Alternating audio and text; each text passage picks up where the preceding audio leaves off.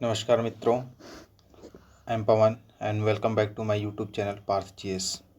तो हम BPSC previous year question series का आज मॉडर्न हिस्ट्री के टॉपिक्स को कवर करेंगे। इसके पहले हमने साइंस के तीनों टॉपिक यानी फिजिक्स, केमिस्ट्री, बायो का कंप्लीट कर लिया है और हिस्ट्री का एंशिएंट और मिडिवल हो चुका है, ठीक है ना। आज हम लोग मॉडर्न हिस्ट्री करेंगे। तो ये दो पार्ट में ये वीडियो होगा क्योंकि काफ़ी ज़्यादा इसमें प्रश्न हैं। तो एक पार्ट आज होगा और एक पार्ट कल मैं आपको लाऊंगा, ठीक है। तो चलिए शुरू करते हैं। पहला प्रश्न है, पुर्तगाली उपनिवेश का प्रथम वायसराय भारत में कौन हुआ? तो ये था अल्मेडा। इसका नाम था फ्रांसिस्को दी अल्मेडा। ये भारत में पुर्तगालियों का वायसराय रहा था 1505 से लेकर 1509 तक रहा था, ठीक है ना। इसकी एक पॉलिसी थी ब्लू वाटर पॉलिसी। ओके, चलिए नेक्स्ट। बंगाल की खाड़ी में समुद्री डकैती हेतु हुगली का उपयोग कौन करता था? तो ये पुर्तगाली करते थे। Okay, next. निम्नलिखित अंग्रेजों में किसे जहांगीर ने खान की उपाधि से सम्मानित किया था? तो ये बंदा था हॉकिंस। Okay, next. भारत में 1612 में अंग्रेजों ने अपनी पहली फैक्ट्री कहाँ स्थापित की थी? तो अंग्रेजों ने अपनी पहली फैक्ट्री जो थी वो सूरत में स्थापित की थी, ठीक है, सूरत में। नेक्स्ट। किस मुगल शासक के समय सर थॉमस रो भारत आया था? तो वो जहांगीर के समय में आया था। Okay, next. Dutch east India company किस वर्ष अपनी फैक्ट्री पटना में स्थापित करती है? तो पटना में स्थापित किया था इसने 1632 में। डच कहाँ पर किया था? तो पटना कॉलेज जो है ना, उसी की एक बिल्डिंग में। नेक्स्ट। निम्नलिखित में से प्रथम कर्नाटक युद्ध का कौन सा तत्कालिक कारण था? प्रथम का पूछ रहा है, ठीक है ना। तो प्रथम कर्नाटक युद्ध कब से कब तक हुआ था? तो ये हमारा हुआ था 1746 टू 1748, ठीक ना। और इसका कारण क्या था? इंडिया में ना होकर वो यूरोप में लड़ रहे थे आपस में, उसके कारण यहाँ इंडिया में होते। चलिए देखते हैं। अंग्रेज और फ्रांसीसियों के बीच प्रतिद्वंद्विता, ऑस्ट्रिया की राजगद्दी के लिए जंग, कर्नाटक की राजगद्दी का मसला, अंग्रेजों और फ्रांसीसियों के जहाज़ों का अधिग्रहण। देखिए एक्चुअली में लड़ाई तो कर रहे थे ये ऑस्ट्रिया के लिए दोनों लोग यूरोप में, ठीक ना। लेकिन यहाँ पर तात्कालिक कारण पूछ रहा है कि इंडिया में आखिर क्यों शुरुआत हो गई। तो वो था अंग्रेजों द्वारा फ्रांसीसी जहाज़ों का अधिग्रहण, ठीक ना। ये तात्कालिक कारण हुआ था। नेक्स्ट। 1760 का प्रसिद्ध वांडीवास का युद्ध अंग्रेजों द्वारा किसके खिलाफ लड़ा गया? तो फ्रांसीसियों के खिलाफ लड़ा गया था, ठीक ना। वांडीवास इसके जब वो आंग्ल ये जो फ्रेंच और एंग्लो वॉर चल रही थी उसका थर्ड एडिशन था, ठीक है। तो थर्ड एडिशन के दौरान क्या होता कि ये 1760 में फ्रांसीसियों और अंग्रेजों के बीच में युद्ध होता है, जिसके कारण फ्रांसीसी पराजित हो जाते हैं और इसी के साथ जो फ्रांसीसियों की भारत में जो पकड़ थी वो समाप्त हो जाती है, ठीक है। इसके पहले हुआ था 1759 में, जस्ट इसके एक साल पहले बेदरा की लड़ाई, बेदरा का युद्ध, वो हुआ था डच और अंग्रेजों के बीच में, और उसमें फिर डचों का काम तमाम हो गया था, ठीक ना। आगे बढ़ते हैं। निम्नलिखित में से किस अंग्रेज अधिकारी ने पुर्तगालियों को स्वाली के स्थान पर हराया था? तो उसने हराया था ये थॉमस बेस्ट ने, ठीक ना। ये हुई थी स्वाली का युद्ध हुआ था 1711 में, सॉरी 1611 में, ठीक है। 1611 में ये लड़ाई हुई थी। नेक्स्ट। उस क्षेत्र की पहचान करें जहाँ से यूरोप वासियों को सर्वोत्तम सोरा और अफीम प्राप्त होता था। तो वो क्षेत्र था बिहार। नेक्स्ट। अंग्रेजी शासनकाल में भारत का कौन सा क्षेत्र अफीम उत्पादन हेतु प्रसिद्ध था? तो बिहार था। और इसी अफीम की खेती वगैरह को लेकर ही, बच्चों को लेकर, इशू को लेकर बिहार में नोनिया विद्रोह हुआ था, ठीक ना, मुजफ्फरपुर वगैरह के इलाके में। आगे बढ़ते हैं। इलाहाबाद की संधि के बाद रॉबर्ट क्लाइव ने मुर्शिदाबाद पर उपदीवान किसे बनाया था? तो ये बनाया था सिताब राय को, ठीक है। नेक्स्ट आगे बढ़ते हैं। सॉरी, ये बनाया था ये मोहम्मद रजा खान को, सिताब राय नहीं होगा, माफ़ कीजिएगा, मोहम्मद रजा खान को, ठीक है। नेक्स्ट। शाह आलम द्वितीय ने ईस्ट इंडिया कंपनी को बंगाल, बिहार और उड़ीसा की दीवानी प्रदान की, यानी शाह आलम द्वितीय ने ईस्ट इंडिया कंपनी को कब प्रदान की थी? तो ये तो कब हुआ था ऐसा? तो बक्सर के युद्ध के बाद में, यानी 1764 के बाद में जो इलाहाबाद की संधि हुई थी 1765 में। तो ये पूछ रहा था कौन सी तारीख थी, तो एग्जैक्ट तारीख थी 12 अगस्त 1765 को। ये बीपीएससी है, एकदम एक्चुअल तारीख तक चला जाता है, ठीक है ना। तो याद रखिएगा 12 अगस्त 1765 को। मुगल बादशाह बहादुर शाह जफर के बारे में कहा जाता है कि उसके साम्राज्य की सीमा थी चांदनी चौक से पालम, दिल्ली से बिहार, पेशावर से वाराणसी, इनमें से कोई नहीं होगा। ये चांदनी चौक से पालम एक्चुअली में मुगल बादशाह के बारे में नहीं कहा जाता था, ये कहा जाता था शाह आलम के बारे में, ठीक ना। शाह आलम जो द्वितीय था उसके बारे में कहा जाता था। जो बक्सर की लड़ाई के बाद में जो इलाहाबाद की संधि अंग्रेजों के साथ कर लेता है और इसके बाद अब ये केवल नाम का बादशाह बच गया था। तो इसके बारे में कहावत थी जिसे बोला जाता था सल्तनत ए शाह आलम अज दिल्ली तपालम। मतलब बस इतना याद रखिए, शाह आलम दिल्ली टू पालम, इतने से आप पकड़ लोगे। तो इसका ऑप्शन ई हो जाएगा, यानी इनमें से कोई नहीं। रणजीत सिंह ने सुप्रसिद्ध कोहिनूर हीरा प्राप्त किया था, तो ये प्राप्त किया था शाह शुजा से, ठीक है ना। शाह शुजा से इसने प्राप्त किया था इन्होंने। और राजा रणजीत सिंह जो थे ये पंजाब इलाके से थे और इन्होंने त्रिपक्षीय संधि भी की थी अंग्रेज और राजा रणजीत सिंह और अफगान एक शासक हुआ करता था उसके बीच में, ठीक ना। 1838 में, और 1839 में इनकी डेथ हो जाती है अनफॉर्चुनेटली। फिर उसके बाद जो होता है कि अंग्रेज और सिख के बीच युद्ध शुरू हो जाता है और फिर अंततः 1848 तक अंग्रेज जो है सिख के राज को अंग्रेजी राज में मिला लेते हैं। आगे बढ़ते हैं। टीपू सुल्तान ने अपनी राजधानी श्रीरंगपट्टनम में बनाई थी, ठीक है। अंग्रेजों ने श्रीरंगपट्टनम की संधि किसके साथ की थी? तो श्रीरंगपट्टनम की संधि अगर बात करें तो पहले हम देखते थे मैसूर और जो हमारा ये अंग्रेज थे, यानी कि एंग्लो मैसूर वॉर 4 हुई थी टोटल, ठीक ना। 4 कौन कौन सी हुई थी? तो पहली हुई थी 1767 से 69 के बीच में, दूसरी हुई थी 1780 से 84 के बीच में, तीसरी जो हुई थी 1790 से 92 के बीच में, और चौथी जो हुई थी 1799 में, ठीक है ना। तो जो पहली हुई थी उसमें कौन था?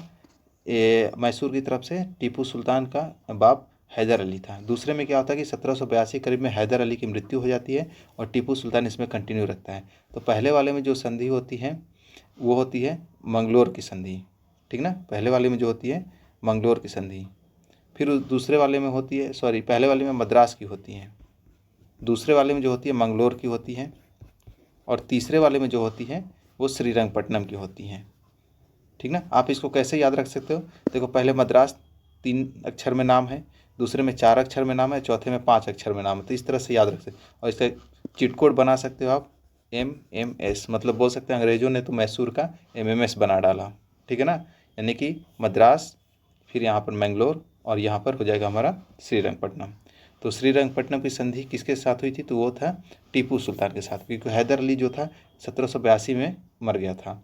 यानी जो ये दूसरी वाली भी जो संधि हुई थी वो, यानी कि जो ये मैंगलोर वाली, तो वो भी हुई थी टीपू सुल्तान के ही साथ में, और जो पहली वाली हुई थी वो हैदर अली के साथ में होती हैं, ठीक ना। पहले आंग्ल मैसूर युद्ध में मैसूर जीत जाते हैं, दूसरी वाली बराबरी पे ख़त्म होती है, तीसरी वाली में जो थी टीपू सुल्तान की हार होती है, और चौथे वाले युद्ध में अंततः टीपू सुल्तान मारा जाता है और अंग्रेज जो होते हैं कि मैसूर पर अपना एक पपेट राजा वाडियार डायनेस्टी का उसको बैठा देते हैं, ठीक है। आगे बढ़ते हैं। ठगों का उन्मूलन किसके नेतृत्व में हुआ था? तो वो था कैप्टन स्लीमैन के नेतृत्व में। और किसके कार्यकाल में हुआ था? तो ये था लॉर्ड विलियम बेंटिक के कार्यकाल में, ठीक ना।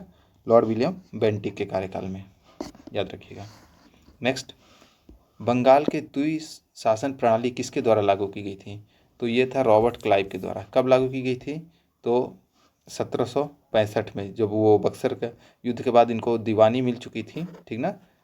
तो 1765 से लेकर 1772 तक द्वैत शासन रहता है, ठीक ना। विलियम बेंटिक इसको समाप्त करता है। ओके, आगे बढ़ते हैं। लॉर्ड हेस्टिंग्स समाप्त करता है, ठीक ना। जो ये रॉबर्ट क्लाइव के बाद में जो बंगाल का गवर्नर जनरल बनता है तो वो समाप्त करता है। आगे बढ़ते हैं। द्वैत शासन का जनक किसे माना जाता है? Again repeated question, Robert Clive को माना जाता है। नेक्स्ट, भारत में प्रथम रेलवे लाइन किस ब्रिटिश गवर्नर के समय में बिछाई गई थी? तो वो था डलहौजी। डलहौजी का कार्यकाल क्या था? तो 1849 से लेकर 1856 तक था। ठीक है। और इसी के समय में हमें पता है कि 1853 में जो थी प्रथम रेलवे लाइन बनी थी, पोस्ट ऑफिस की भी स्थापना हुई थी, पीडब्ल्यूडी विभाग की स्थापना इसने करवाया था। ठीक ना। जो वो कम्युनिकेशन लाइन के लिए जो टेलीग्राम वायर जो होते थे, जिसको बेतार का तार कहते थे, उसने भी ये बिछवाया था। तो इसीलिए इसको आधुनिक भारत का निर्माता भी कहा जाता है डलहौजी को। ओके। नेक्स्ट, मुंगेर का बरहिया ताल विरोध का उद्देश्य क्या था? तो बर्खास्त भूमि की वापसी की मांग ये थी, याद रखिएगा। नेक्स्ट, 1857 में भारत का गवर्नर जनरल कौन था? तो वो था कैनिंग। ओके। 1856 में डलहौजी चला गया था। ठीक ना। और उसने काफ़ी उत्पात मचा के गया था, जिस कारण से उसका भुगतना पड़ा लॉर्ड कैनिंग को। ओके। 1857 में कैनिंग हुआ करता था। आगे बढ़ते हैं। अंग्रेजी भारतीय सेना में चर्बी वाले कारतूसों से चलने वाले एनफील्ड राइफल कब शामिल की गई? तो ये शामिल की गई थी दिसंबर 1856 में। ओके। दिसंबर 1856 में शामिल की गई थी। नेक्स्ट, आगे बढ़ते हैं। 1857 के विद्रोह का नेतृत्व बिहार में किसने किया था? बीपीएससी का मोस्ट लविंग क्वेश्चन वीर कुंवर सिंह, लेकिन पता नहीं क्यों 67th का जो री एग्जाम हुआ उसमें नहीं इसने पूछा। ठीक ना। बेवफाई कर दी वीर कुंवर सिंह के साथ में। आगे बढ़ते हैं। लेकिन अब की बार हो सकता है कि वो अपनी उस बेवफाई को कॉम्पनसेट करें। ठीक है। वीर कुंवर सिंह अंग्रेजों के खिलाफ 1857 के विरुद्ध किस जगह से शामिल हुए, ये पूछ रहा है। तो ये शामिल हुए थे आरा से। ओके। नेक्स्ट, इसमें से किसने 1857 विद्रोह में सक्रिय भाग लिया था? तो नाना साहब भी कानपुर से लिए थे, बेगम हजरत महल भी ली थी अपने बेटे को, मतलब नवाब बनाकर, बदरिस कादिर को। ठीक ना। मौलवी अहमदुल्ला फैजाबाद से, बेगम जीनात महल दिल्ली से। तो ये सभी लोग सही हैं। तो इसका आंसर क्या हो जाएगा? ई हो जाएगा। ठीक है। नेक्स्ट, अगला प्रश्न है, पटना के 1857 के स्वतंत्रता संग्राम के नेता कौन थे? तो राजपूत वीर कुंवर सिंह। 1857 का बिहार में 15 जुलाई 1857 से 20 जुलाई 1800 केंद्र कहाँ पर रहा था? तो ये था जगदीशपुर, जो आरा के पास पड़ता है, वीर कुंवर सिंह। तो निम्नलिखित में से किस 1857 के विद्रोह में अंग्रेजों का सबसे कट्टर दुश्मन था? तो सबसे कट्टर दुश्मन जो था वो मौलवी Ahmadullah Shah. Okay. Next question,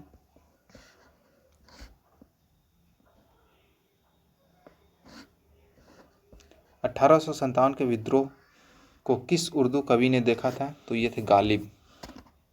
okay. Next, निम्न में से कौन सा ईस्ट इंडिया कंपनी के सिपाहियों को विद्रोही बनाने का कारण नहीं था? देखिए, अगर बीपीएससी का जैसे अभी चेयरमैन का आपने ट्वीट वगैरह आपने देखा होगा, तो उसमें उनका इशारा है कि हो सकता है कि जो पहले फैक्चुअल क्वेश्चन बिल्कुल आते थे उनकी संख्या कम से कम रहे, ताकि उनका ये है कि जो non serious candidate in the sense कि जो सिविल की तैयारी नहीं करते हैं और फिर भी मतलब इसमें वनडे टाइप की तैयारी करने वाले प्रीलिम्स क्लियर कर जाते हैं, तो उनको बाहर करने के लिए उनका एक इशारा था कि अब की बार हो सकता है कि एनालिटिकल क्वेश्चन हो। अगर एनालिटिकल क्वेश्चन होंगे तो कुछ इसी टाइप के प्रश्न होंगे। ठीक है ना। तो चलिए देखते हैं, कौन सा ईस्ट इंडिया कंपनी के सिपाही को विद्रोही बनाने का कारण नहीं था? आप इस पहले कीवर्ड को पकड़िए था, पूछ रहा है नहीं यहाँ, तो नहीं पूछ रहा है। तो यहाँ पर सिपाहियों की बात हो रही है। ठीक ना। ईसाई धर्म फैलाने के लिए कंपनी के अधिकारियों का प्रयास, तो ये बात नहीं थी। जहाज़ पर यात्रा करने के लिए सिपाहियों का आदेश, तो ऐसी भी बात नहीं थी, वो जहाज़ पर जाना चाहते थे। भत्ते की रोकथाम। ठीक ना। सॉरी एक चीज़ मैं गलत इंटरप्रेट कर रहा हूँ, इसमें ईस्ट इंडिया कंपनी के सिपाहियों का विद्रोह का कारण नहीं था।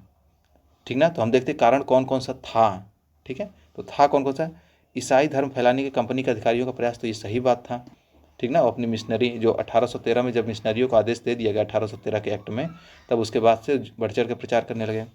जहाज़ पर यात्रा करने के लिए सिपाहियों का आदेश, क्योंकि उस समय क्या होता था कि माना जाता था तो समंदर पार करना ना एक हिंदू धर्म के लिए एक मतलब खराब माना जाता था, पाप समझा जाता था। और ये अंग्रेज जो थे वो ऐसा करवाते थे, तो इसके कारण भी इनमें असंतोष की भावना थी। भत्ते की रोकथाम, मतलब इनको भत्ता वगैरह नहीं दिया जाता था। ठीक है। तो ये 3 कारण था। फिर बोल रहा है अधिकारियों की अक्षमता। अच्छा, ये खुद सोचिए, अधिकारी अगर ब्रिटिश अधिकारी हुआ करते थे, अगर वो असक्षम है तो उससे इंडियंस को क्या घाटा होगा? इंडियन सैनिक तो खुद ठीक ही रहेंगे ना। तो ये कारण नहीं था, इसलिए आप डी के साथ जाएंगे। ठीक है, नेक्स्ट, निम्नलिखित वर्गों में से किसने 1857 के विद्रोह में भाग नहीं लिया था?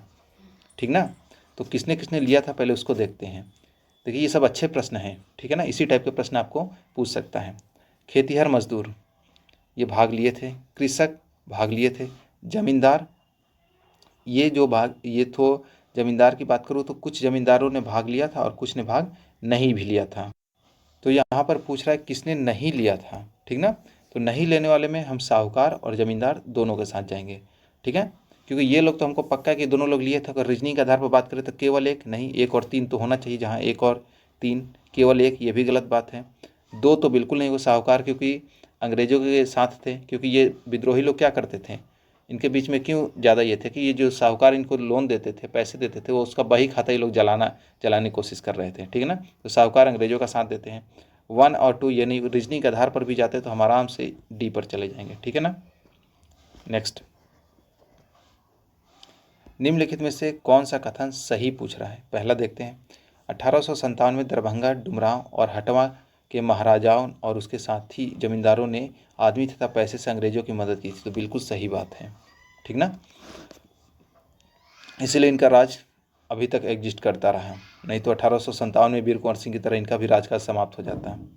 1857 में दरभंगा, डुमरांव और हटवा के महाराजाओं और उनके साथियों ने जमींदारियों ने आदमियों से अंग्रेजों में मदद की, पैसे से नहीं की। नहीं भाई, हर तरह से किया था। ठीक है ना, तो सही पूछ रहा है, तो पहला क्वेश्चन सही हो गया है इसका। अब यह पहला स्टेटमेंट सही हो गया है। आगे देखते हैं, 1857 में डुमरांव, दरभंगा और हटवा के महाराजाओं ने जमींदारों पैसे से अंग्रेजों की मदद की, आदमियों से नहीं, ये गलत बात है, सब तरह से मदद की थी। और फिर पूछ रहा है कि उसके साथी जहाँ विरोध तो किया ही नहीं था, तो इसके से पहला हमारा जो ऑप्शन होगा इसका ए ऑप्शन वो करेक्ट हो जाएगा। ठीक ना, यानी कि ये वाला।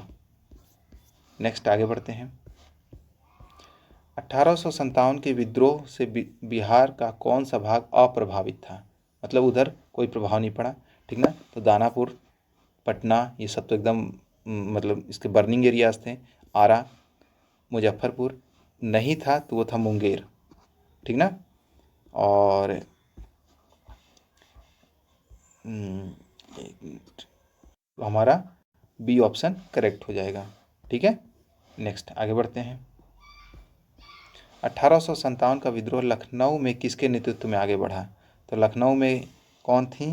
तो बेगम ऑफ अवध। ठीक है ना, बेगम हजरत महल जो थी अपने बेटे बदरिस कादिर को गद्दी पर बैठाकर, और उनकी जो प्रोटेक्टरेट बन गई थी, निसंरक्षक बन गई थी, और इन्होंने अंग्रेजों के विरुद्ध वहाँ पर बिगुल फूका था। ठीक ना, तात्या टोपे कहाँ से थे? कानपुर से। नाना साहब भी कहाँ से थे? कानपुर से। लक्ष्मीबाई कहाँ से थी? तो ये थी झांसी से। ठीक ना, और इनकी डेथ कहाँ हुई थी? तो ग्वालियर में। ग्वालियर में ये जो थी शहीद हुई थी। आगे बढ़ते हैं, 1857 का विद्रोह मुख्यतः किस कारण से असफल रहा? तो हिंदू मुस्लिम एकता की कमी, क्या ऐसा कुछ कारण था? तो बिल्कुल नहीं, उस समय हिंदू मुस्लिम एकता बहुत चरम पर थी। इसी कारण अंग्रेज़ों ने आगे क्या किया कि हिंदू मुस्लिम एकता को भंग करने के लिए ऐसी मैंने पॉलिसीज लाई जिससे कि एकता ये टूटे। किसी सामान्य योजना और केंद्रीय संगठन की कमी, तो ये सही बात थी। इसके प्रभाव का सीमित क्षेत्र, तो ये भी था, लेकिन मुख्यतः पूछ रहा है, तो मुख्यतः बी के साथ बीपीएससी ने बी ऑप्शन माना है, बी के साथ हम जाएंगे। ठीक ना, जमींदारी की सहभागिता ये भी कारण था, लेकिन मुख्यतः पूछ रहा है तो बी के साथ हम जाएंगे। ठीक है, अगर यहाँ पर ई वाला ऑप्शन अगर इसमें होता तो शायद हम बी, सी और डी तीनों पर चले जाते हैं। ठीक है, नेक्स्ट आगे बढ़ते हैं। अब ये देखिए कथन और कारण की तरह, 1857 में प्रथम स्वतंत्रता संग्राम ब्रिटिश सरकार से स्वतंत्रता प्राप्त करने में असफल रहा। तो ये तो सही बात है बिल्कुल। बहादुर शाह जफर के नेतृत्व को जनसहयोग नहीं मिला था और अधिकांश महत्वपूर्ण रियासतों के शासक उनका साथ देने से कतरा गए थे। तो यह भी सही बात है। ठीक है ना, तो हमारा ये ऑप्शन करेक्ट हो जाए, यानी कि ये मैंने कथन और कारण दोनों सत्य है, और जो कारण है वो कथन की व्याख्या करता है। ठीक है, नेक्स्ट, महारानी विक्टोरिया ने भारतीय प्रशासन को ब्रिटिश राज के नियंत्रण में लेने की घोषणा कब की थी? तो ये था 1 नवंबर 1858 को। ठीक है, नेक्स्ट, 1857 के विद्रोह के बाद ब्रिटिश सरकार ने सिपाहियों का इन प्रांतों से चयन किया। देखिए जब हुआ क्या कि जब मेनली जब 1857 की क्रांति से पहले जो सिपाही हुआ करते थे वो अवध रीजन, बंगाल रीजन, इस क्षेत्र से बहुत ज़्यादा हुआ करते थे। लेकिन जब इस क्षेत्र में ये 1857 का जब विद्रोह हुआ था, अगर मैं इंडिया के मैप पर आपको समझाने की कोशिश करूं तो ये ऐसे कुछ अच्छा सा नहीं बना, कोई बात नहीं। तो ये जो रीजन था ये 1857 की क्रांति से खासा प्रभावित था, ये भी रीजन, ये अवध वाला, ठीक ना। लेकिन ये जो रीजन था ना एकदम अछूता रहा था, क्योंकि इधर के जितने भी राजा रजवाड़े थे वो लगभग सभी अंग्रेजों से एक सहायक संधि कर चुके थे या फिर अंग्रेज उसको अपने में मिला चुके थे उनके राज्यों को, ठीक है ना। तो ये जो क्षेत्र था खासा प्रभावित रहा, और इधर और अवध के सिपाही अंग्रेजों की सेना बहुत ज़्यादा थे, ठीक ना। तो इसके कारण अंग्रेजों ने क्या किया कि 1857 की क्रांति के बाद सिपाहियों की जो संख्या थी उसको काफ़ी कम किया। तो उसके बाद क्या कि सिपाहियों को जाति के आधार पर मतलब रेजिमेंट बनाना शुरू कर दिया, जैसे आज भी हम सुनते हैं गोरखा रेजिमेंट, सिख रेजिमेंट, ठीक ना। तो इस आधार पर बांटना शुरू कर दिया, ठीक है ना। तो ये 1857 की ये करके इसमें प्रांतीय चयन, तो ये था गोरखा, सिख और पंजाबी रेजिमेंट बनाया, क्योंकि इन लोगों ने मैंने अंग्रेजों का खूब एकदम बढ़ चढ़ के साथ दिया था, ठीक है। आगे बढ़ते हैं। नेक्स्ट, 1857 के विद्रोह को इसने षड्यंत्र की संज्ञा दी थी। मैंने ऐसा किसने बोला कि ये ऐसा कुछ नहीं था, ये एक जस्ट षड्यंत्र था, ठीक है ना। तो ये था sir James Outram and W Taylor ने ऐसा बोला था, ठीक ना। इसके बाद अगर हम बात करते हैं जो ये लॉरेंस था, तो लॉरेंस ने क्या बोला था, तो इसने बोला था कि यह केवल सैनिक विद्रोह था, मतलब इसने बोला था कि सैनिक विद्रोह, बस इतना याद रखिए, लॉरेंस ने बोला था सैनिक विद्रोह, ठीक ना। और सर जॉन सीले इसका पूरा नाम हुआ करता था, जो सर जॉन सीले इसको क्या बोला था, तो ये बोलता है कि यह पूर्णतया देशभक्त रहित और स्वार्थी सैनिक विद्रोह था, जिसमें ना कोई स्थानीय नेतृत्व ही था और ना ही इसे सर्वसाधारण का समर्थन प्राप्त था, ठीक ना। बस इतना समझिए। आगे बढ़ते हैं। नेक्स्ट, 1857 के विद्रोह को किसके द्वारा प्रथम भारतीय स्वतंत्रता संग्राम कहा गया, तो वो वी डी सावरकर के द्वारा कहा गया था, ठीक है। नेक्स्ट आगे बढ़ते हैं। निम्नलिखित में से कौन सा आयोग 1857 के विद्रोह के दमन के बाद भारतीय फौज का नौ संगठन से संबंधित था, तो वो था पील कमीशन, पील आयोग, ठीक है ना। तो चलिए पील आयोग के बारे में थोड़ा जानते हैं। सरकार ने 1857 में एक पील कमीशन का गठन किया, ठीक ना। 1857 से पूरे पील कमीशन का गठन किया था। इसमें क्या कर दिया गया कि जो पहले जो भारतीय सैनिकों की जो संख्या थी वो 1857 से पूर्व जो भारतीय सैनिकों की संख्या थी उसको घटा दी गई, ठीक है ना। पहले जहाँ की अंग्रेजी सैनिक केवल 45,000 हुआ करते थे, ठीक ना, और भारतीय सैनिक हुआ करते थे लगभग 2,38,000। अब इनकी संख्या को, अंग्रेजों की संख्या को बढ़ा दिया गया, अंग्रेज लगभग 65,000 कर दिया गया और भारतीयों को घटाकर मतलब लगभग 1,40,000 कर दिया गया, ठीक है ना।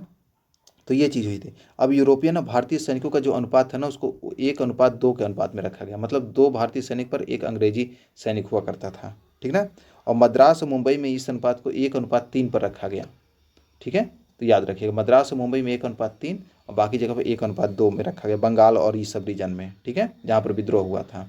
चलिए आगे बढ़ते हैं। तो पील कमीशन किससे रिलेटेड था, तो सैनिक उसको बोल सकते हो कि जो उनमें सेना में जो बदलाव किया था 1857 के बाद उससे संबंधित, ठीक है। नेक्स्ट क्वेश्चन, नील विद्रोह किसके बारे में था, तो नील विद्रोह जो था ये रैयत की खेती नहीं करना चाह, रैयत जो थे, रैयत मतलब जो छोटे किसान, ठीक है, नील की खेती नहीं करना चाह रहे थे पर ज़बरदस्ती करवाई जा रही थी। तो ऐसी बात नहीं है, कुछ और भी कारण है, पढ़ते हैं पूरा। रैयत नील की खेती करना चाह रहे थे पर उन्हें ज़बरदस्ती रोका जा रहा था, ये तो एकदम निहायती गलत बात है। रैयत नील की खेती नहीं करना चाह रहे थे पर उनसे एक अमान्य मूल्य पर ज़बरदस्ती करवाई जा रही थी, ठीक है। तो ये हमारा सही ऑप्शन है, ठीक है। एक्चुअली में क्या था कि जो रैयत जो थे वो खेती तो नहीं करना चाह रहे थे, लेकिन वो बोल रहे थे कि ठीक है हम करते हैं तो हमें हमारी जो वाजिब मेहनताना है या फिर जो लागत है वो दिया जाए, तो वो उनको नहीं मिल रही थी, तो इसके कारण उनमें असंतोष की भावना थी, ठीक है। नीले रंग के झंडे वाला एक विद्रोही आंदोलन, तो ऐसा कुछ नहीं हमने सुना है, तो हमारा इसका सी ऑप्शन करेक्ट हो जाएगा, ठीक है। ये प्रश्न यूपीएससी में भी इस तरह का पूछा था और उसी का सेम ये कॉपी कर लिया है। ओके, आगे बढ़ते हैं। नील कृषकों की दुर्दशा पर लिखी गई पुस्तक नील दर्पण के लेखक कौन थे? तो ये दीनबंधु मित्र।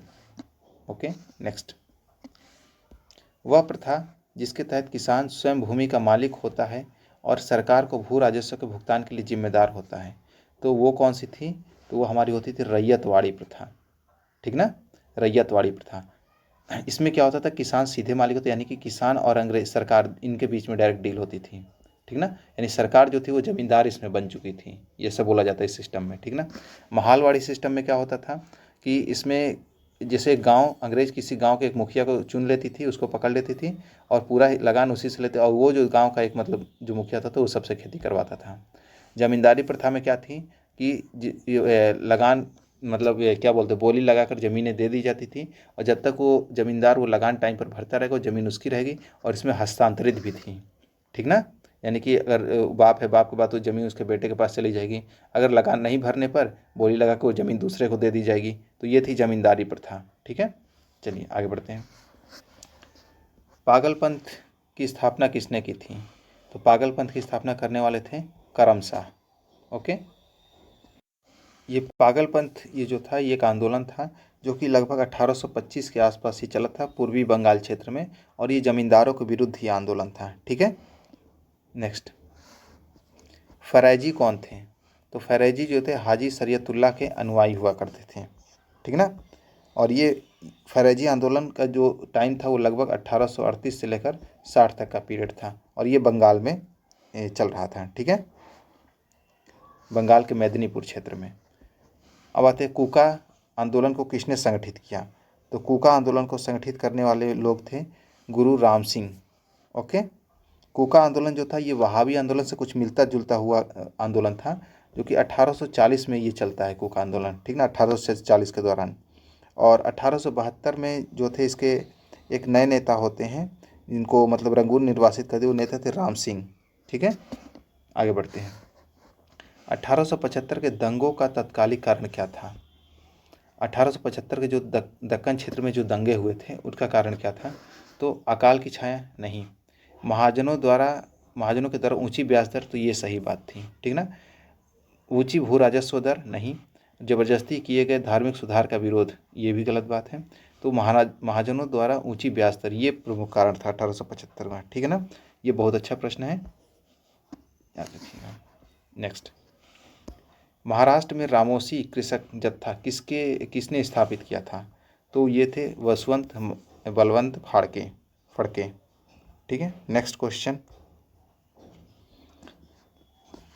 और ये कब था? तो 1883 में। आगे बढ़ते हैं। रामोसी विद्रोह का सही रूप में किस भौगोलिक इलाके में हुआ था? तो यह था पश्चिमी घाट, महाराष्ट्र अभी हमने पढ़ा ना, तो पश्चिमी घाट इलाके में हुआ था 1883 में रामोसी विद्रोह। नेक्स्ट।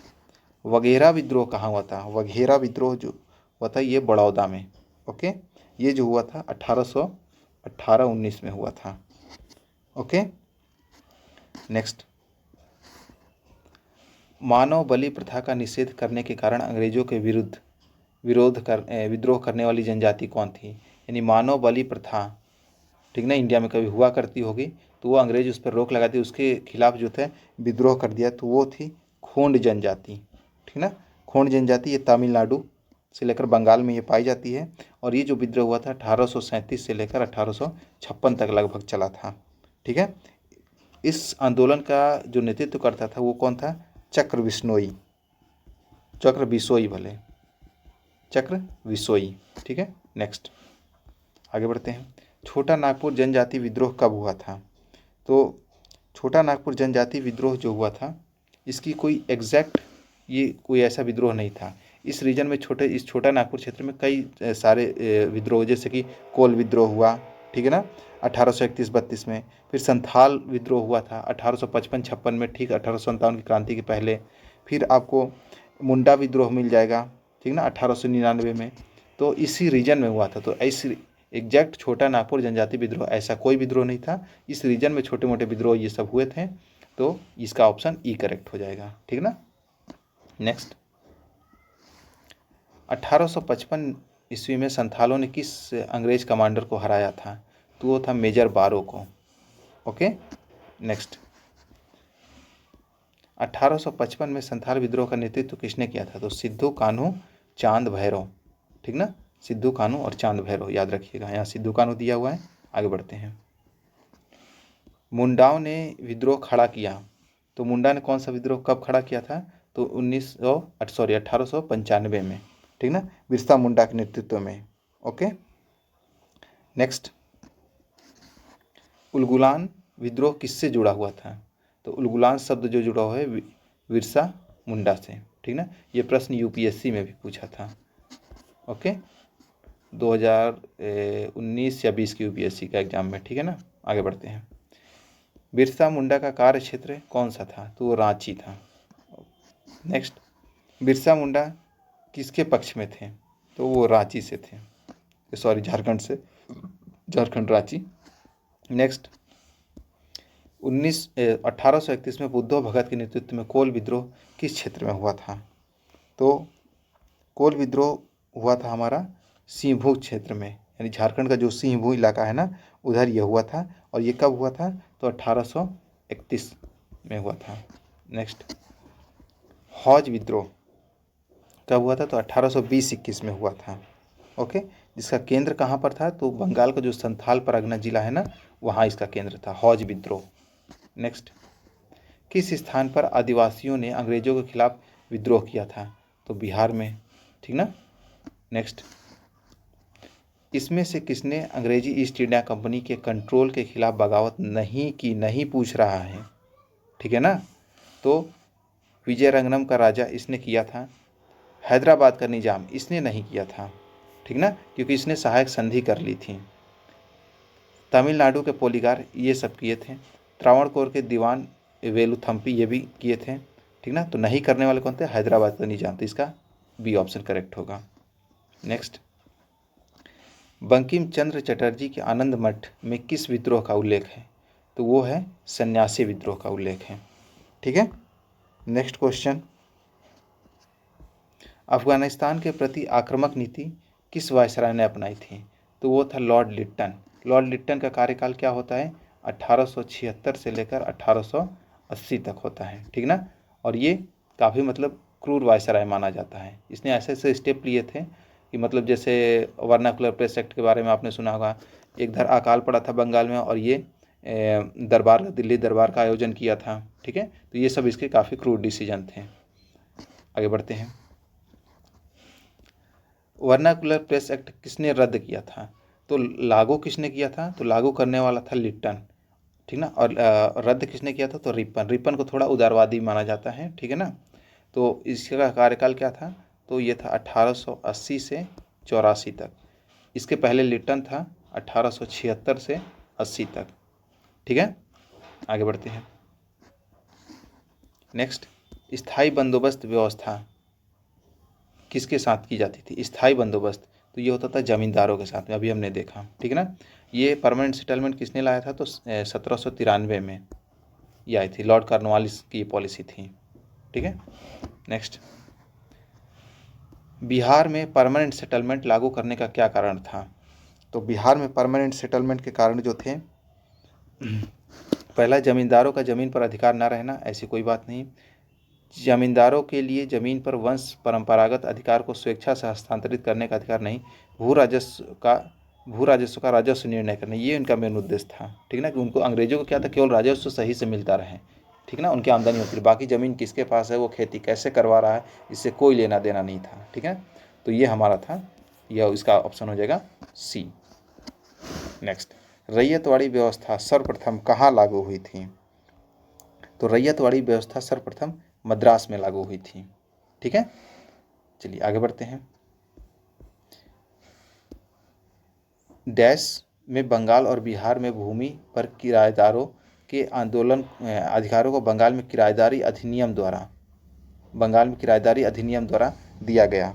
तो ये दिया गया था 1885 में, ठीक है। 1885 में बंगाल में किराएदारी अधिनियम जो है वो लाया जाता है। ओके, नेक्स्ट, इसमें क्या होता था कि भूमि मालिकों और किराएदारों के अधिकारों को परिभाषित किया गया, ठीक है, पहली बार। आगे बढ़ते हैं। सत्यार्थ प्रकाश की रचना किसने की थी? तो सत्यार्थ प्रकाश की रचना करने वाले व्यक्ति थे स्वामी दयानंद सरस्वती। ओके, इनका मूल नाम क्या था? इनका जो बचपन का नाम या मूल नाम था मूल शंकर था, ठीक है ना। और ये इन्होंने आर्य समाज की भी स्थापना की थी, ठीक है। और इन्होंने सत्यार्थ प्रकाश की रचना की, फिर वेद भाष्य भी लिखा, ठीक है। ऋग्वेद भाष्य मतलब जो वेद पुराण थे उसके भाष्य से लिखा इन्होंने, ठीक है। डीएवी स्कूल की स्थापना जो इन्हीं के आर्य समाज के द्वारा की गई है। Dayanand Anglo public school, Anglo वैदिक पब्लिक स्कूल जो होता है, तो ये सब थे इनके। आगे बढ़ते हैं। नेक्स्ट, अमृत बाजार पत्रिका की स्थापना किसने की थी? तो ये थे शिशिर कुमार घोष, ठीक ना। और इनके साथ इनके भाई साहब हुआ करते थे मोतीलाल घोष। तो दोनों लोगों ने किया था कब? 1868 में किया था, ठीक ना। जब वर्नाकुलर प्रेस एक्ट जब आता है 1878 में, उसमें क्या था कि केवल जो वर्नाकुलर लैंग्वेज होगी यानी इंग्लिश को छोड़कर अगर कोई स्थानीय भाषा में कोई अखबार या पत्रिका होती है तो उस पर सेंसरशिप लगा दिया गया था, ठीक है। तो इसने क्या किया कि रातों रात अपने को अंग्रेजी में कन्वर्ट कर लिया, ठीक है। पहले ही बंगाली भाषा में हुआ करता था, इसने रातों रात अंग्रेजी भाषा में कन्वर्ट कर लिया था, ठीक।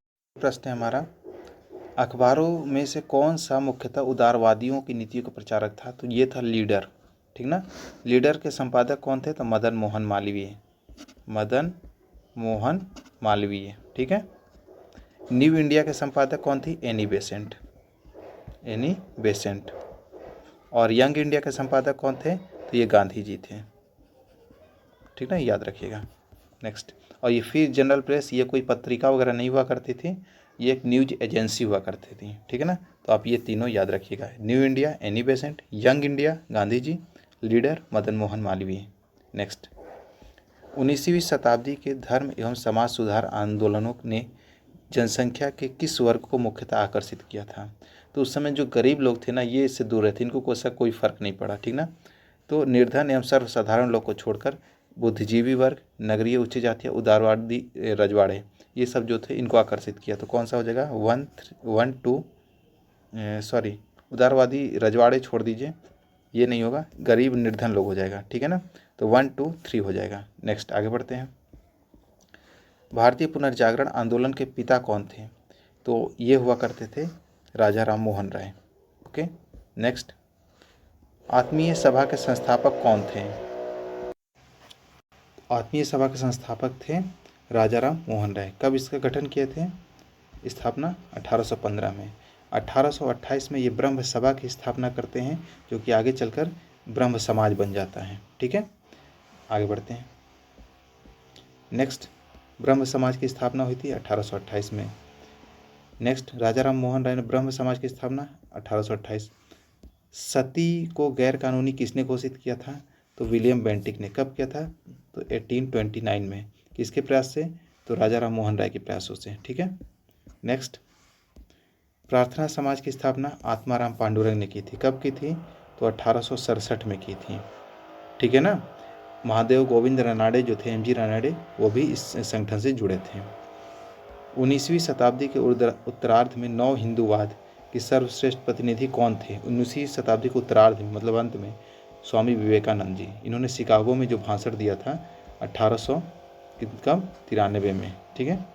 नेक्स्ट, आ ही गया प्रश्न, 1893 में किन्होंने भाषण दिया था? तो वो थे स्वामी विवेकानंदा। आगे, इन्होंने स्वामी विवेकानंद जी ने रामकृष्ण मिशन की स्थापना कब की थी? तो शिकागो में जो झंडा गाड़ के आए थे ना 1893 में, उसके 4 साल बाद यानी 1897 में, ठीक है। दयानंद सरस्वती द्वारा स्थापित हैं, इन्होंने कौन सा? तो उन्होंने स्थापित किया था आर्य समाज की स्थापना की थी, ठीक है। और ये आर्य समाज की स्थापना जो करते हैं बॉम्बे में करते हैं, और ये 1875 में, ठीक ना। इनका जो एक दूसरा नाम हुआ करता था मूल शंकर, ठीक ना, याद रखिएगा, मूल शंकर, ठीक है। 1877 में ये आर्य समाज की शाखा लाहौर में ओपन होती है, और इसी आर्य समाज के द्वारा आज का जो डीएवी पब्लिक स्कूल है ना, डीएवी दयानंद एंग्लो वैदिक स्कूल, ये चलाया जाता है, ठीक है। नेक्स्ट, किसने 1873 में सत्यशोधक समाज की स्थापना की? तो ये थे ज्योतिबा फूले ने, ठीक ना। ये ज्योतिबा फूले जी जो थे ये माली जाति से बिलोंग करते, जिसको निम्न जाति समझा जाता था।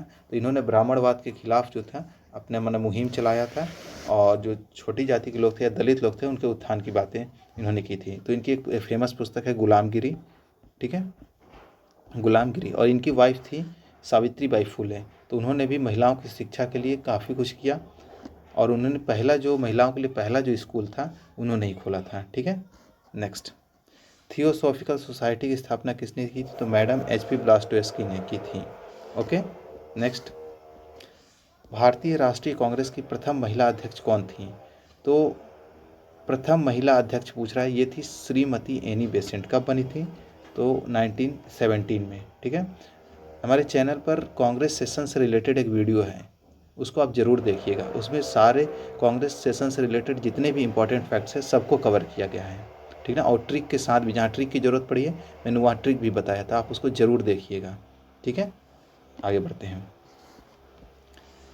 भारत में नारी आंदोलन इनकी प्रेरणा से हुआ, तो ये थी ज्योतिबा फूले जी की प्रेरणा से, ठीक है। नेक्स्ट, प्रार्थना समाज, यंग इंडिया, लोकहितवादी, सत्यशोधक समाज, रहनुमाई मजदेवसन सभा, ये सब के संस्थापक कौन थे? कौन इनसे जुड़े थे? तो ये बहुत ही अच्छा प्रश्न है, ठीक है। तो हम इसको देखते हैं। प्रार्थना समाज से कौन है? तो पांडुरंग थे, आत्माराम पांडुरंग। तो पहले आत्माराम पांडुरंग पहले में दिख रहा है, दूसरे में भी दिख रहा है, तो ये भी हो जाएगा। तो इस तरह से हम इसमें ए ऑप्शन ख़त्म कर दें, डी ऑप्शन हम ख़त्म कर दिए, ठीक है ना। तो हमारे पास अब 2 ऑप्शन बचते हैं, आत्माराम पांडुरंग। फिर हमको यंग इंडिया, अभी हमने देखा कुछ देर पहले महात्मा गांधी जी थे, तो मोहनदास करमचंद गांधी, इसमें ज्योतिबा फूले। तो ये हमारा ख़त्म हो गया। चूँकि ये ऑप्शन भी है तो आगे भी हमको देखना पड़ेगा। चलिए, लोक हितवादी किसको कहते हैं? तो गोपाल हरि देशमुख जी को कहते हैं, ठीक ना। सत्यशोधक समाज ज्योतिबा फूले। और रहनुमाई मजदेवसन सभा तो नेरोजी फुरंदोजी, ठीक ना। तो ये हमारा बी करेक्ट हो जाएगा, ठीक है। आगे बढ़ते हैं। नाई धोबी बंद सामाजिक बॉयकॉट का एक स्वरूप था जो 1919 में चला। तो ये कहाँ चला था? किसानों द्वारा प्रतापगढ़ जिले में चलाया गया था, ओके। और 1919 में कौन सा दौर चल रहा था? तो इस समय ये खिलाफत आंदोलन वाला जो था दौर, और असहयोग आंदोलन अभी शुरू होने वाला था, लेकिन उसकी पृष्ठभूमि तैयार हो चुकी थी, ठीक है ना। तो वो दौर था। आगे बढ़ते हैं। सुरक्षा प्रकोष्ठ की नीति किससे संबंधित है? तो ये वॉरेन हेस्टिंग से संबंधित है, ठीक है। चलिए, कुछ और नीतियों के बारे में बात करते हैं। अंग्रेजों की जो वायसराय की अलग अलग जो पॉलिसियाँ थीं, जैसे ब्लू वाटर पॉलिसी, ये किसकी थी? तो ये थी अल्मेडा की थी, यानी फ्रांसिस्को डी अल्मेडा, यानी जो पुर्तगालियों का जो पहला गवर्नर हुआ था उसकी थी, ठीक है। सब्सिडरी अलायंस यानी सहायक संधि की नीति, ये किसकी थी? तो लॉर्ड वेलेस्ली की।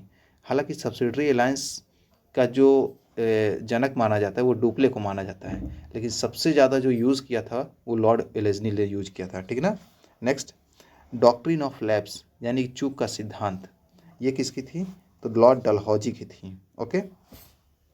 Policy of ring fence Warren Hastings की थी, जिसको ये सुरक्षा प्रकोष्ठ की नीति कहते हैं, अंग्रेजी में इसको पॉलिसी ऑफ रिंग फेंस कहते हैं, ठीक है। फॉरवर्ड पॉलिसी लॉर्ड ऑकलैंड की थी, okay. Policy of masterly inactivity, ये जॉन लॉरेंस की हुआ करती थी। फिर उसके बाद है पॉलिसी ऑफ प्राउड रिजर्व, ये लॉर्ड लिटन की हुआ करती थी। एंड स्क्रॉस्ड अर्थ पॉलिसी, ये हुआ करती थी मराठों की, ठीक है। तो सबकी एक बार फिर से आप सुन लीजिएगा बैक करके, आप याद कर लीजिए, ठीक है। नेक्स्ट, निम्नलिखित में से किसने बंगाल में द्वैत शासन प्रणाली को समाप्त किया था? तो वो समाप्त करने वाले थे वॉरेन हेस्टिंग्स, ठीक ना। लागू करने वाला रॉबर्ट क्लाइव, ठीक है। नेक्स्ट, लॉर्ड वेलेस्ली की सहायक संधि को स्वीकार करने वाला पहला मराठा सरदार कौन था? तो वो था पेशवा बाजीराव सेकंड, ठीक है ना। तो इसी के साथ क्या होता है, इसने मतलब 1765 के करीब में, ठीक ना, सॉरी, ये 1765-75 के करीब में इसने अंग्रेज़ों के साथ सहायक संधि की, और इसी के साथ आंग्ल मराठा युद्ध की शुरुआत हो जाती है।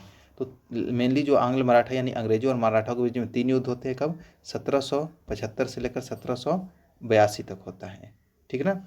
सेकंड वाली जो होती है 1803 से 1805 तक होती हैं, ठीक ना, ये सेकेंड वाली। और थर्ड एंग्लो मराठा वार जो होती है 1817 से 1818 तक होती है, ठीक ना। और तीन युद्ध के बाद में अंग्रेजों ने मराठा को अपने राज्य में मिला लिया, ठीक ना। मतलब अंग्रेजी शासन में मिला लिया। नेक्स्ट, महारानी विक्टोरिया को भारत की सम्राज्ञी नियुक्त किया गया। कब नियुक्त किया गया? तो 1858 में। नेक्स्ट, बम्बई प्रेसिडेंसी एसोसिएशन की स्थापना किसने की थी? तो ये थे WC बनर्जी ने किया था। ओके, और ये कब किया था? तो 1885 में किया था, ठीक ना। बाद में ये जो संस्था थी कांग्रेस के साथ मर्ज हो गई। ओके, नेक्स्ट, भारत संघ इंडियन एसोसिएशन के संस्थापक कौन थे? तो ये थे सुरेंद्र नाथ बनर्जी, यही सुरेंद्र नाथ बनर्जी, ठीक है। और ये कब की थी इसकी स्थापना? तो ये किए थे 26 जुलाई 1876 को, ठीक ना। आगे बढ़ते हैं। यानी कांग्रेस, प्रश्न ये पूछता है कि कांग्रेस की स्थापना से पूर्व कौन कौन से संगठन या संस्थाएं थीं, तो उसमें आपको दे देगा कौन सी थी नहीं थी, तो उसके हिसाब से थोड़ा कंठस्थ कर लीजिएगा। ओके, नेक्स्ट, अगला प्रश्न, 1876 में ईस्ट इंडिया एसोसिएशन की स्थापना किसने की थी? तो ईस्ट इंडिया एसोसिएशन 1876 में, ठीक ना, तो ये थे सुरेंद्र नाथ बनर्जी, ठीक ना। अभी हमने देखा इसके पहले। चला प्रश्न, इंडियन एसोसिएशन या इसी का नाम था ईस्ट इंडिया एसोसिएशन, ठीक है। राष्ट्रीय कांग्रेस, हाँ ये देखिए आ ही गया प्रश्न, भारतीय कांग्रेस से पूर्व सबसे प्रमुख संस्था कौन सी थी? तो वो हुआ करती थी इंडियन एसोसिएशन ऑफ कलकत्ता, ठीक ना।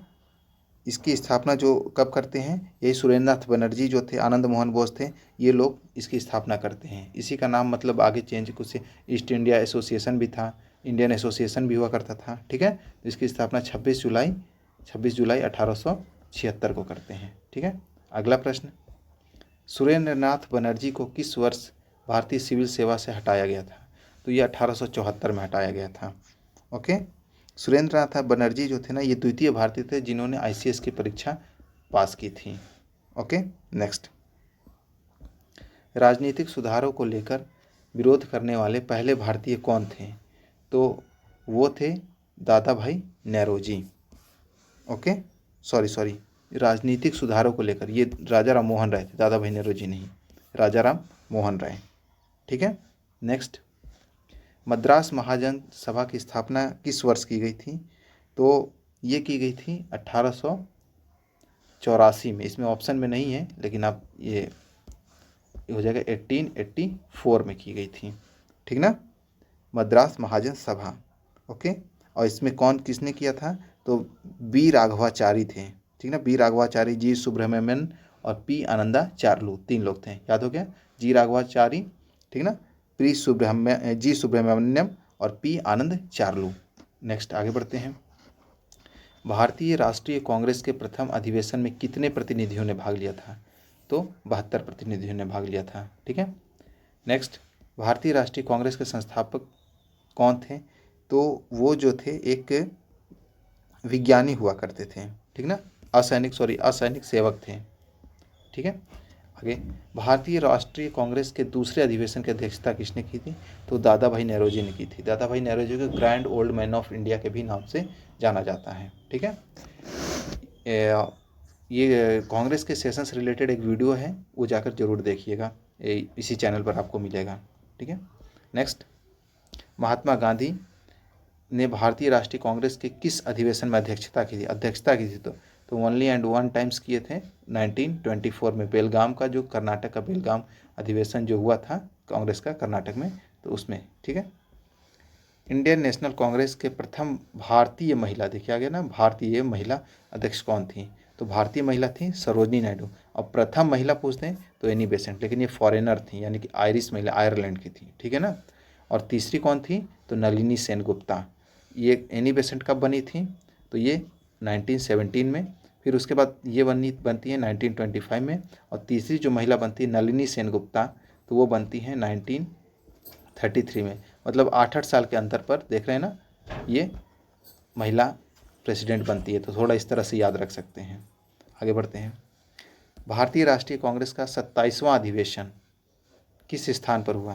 तो ये हुआ था पटना में हुआ था, ठीक ना, पटना में हुआ था। और कब हुआ था ये? कौन सा अधिवेशन की बात कर रहा है? सॉरी, बांकीपुर में हुआ था, पटना एकदम एग्जैक्ट बांकीपुर दिया तो हम बांकीपुर के साथ जाएंगे, हालांकि ये तो पटना में ही पड़ता है, ठीक है ना। तो हम यहाँ पर बांकीपुर के साथ, ये कब हुआ था, तो 1912 में हुआ था, ठीक ना। और जब इसकी अध्यक्षता किसने की थी, तो RN मुधोलकर ने की थी, ठीक है। सेकंड वाला जो हुआ था तो वो होता 1922 में हुआ था, ठीक ना। ये जो अधिवेशन था ये 37वां था, ठीक है, याद रखिएगा। ये कहाँ हुआ था, गया में, और ये हमारा हुआ था बांकीपुर पटना में। आगे बढ़ते हैं। पुस्तक poverty and un British rule in India, ये किसकी पुस्तक है, तो दादा भाई नेहरू की है।